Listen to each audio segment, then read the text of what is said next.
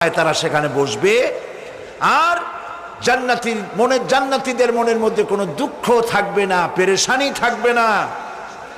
পৃথিবীতে মানুষের দুঃখ থাকে, পেরেশানি থাকে, সেখানে কোনো দুঃখ আর পেরেশানি থাকবে না। সেই জায়গাটা হবে শীতাতপ নিয়ন্ত্রিত, না শীত না গরম, চির বসন্ত বিরাজ করবে। জান্নাতীরা সেখানে থাকবে। এই সুন্দর জান্নাত আল্লাহ পাক রেখেছেন মুত্তাকীদের জন্য। সুবহানাল্লাহ। কাফেরদের জন্য জান্নাত হবে, জাহান্নাম হবে চিরকাল। খালিদিনা ফিহা আবাদান, চিরকাল কাফেরেরা জাহান্নামে থাকবে। সর্বশেষ যে ব্যক্তি জাহান্নাম থেকে মুক্তি লাভ করবে তাকে আল্লাহ পাক বলবেন, ফেরেশতাদেরকে বলবেন, ও আমার ফেরেশতারা, আমার এই বান্দাকে জান্নাত এবং জাহান্নামের মাঝখানে রেখে দাও। জান্নাত এবং জাহান্নামের মাঝখানে লোকটি যখন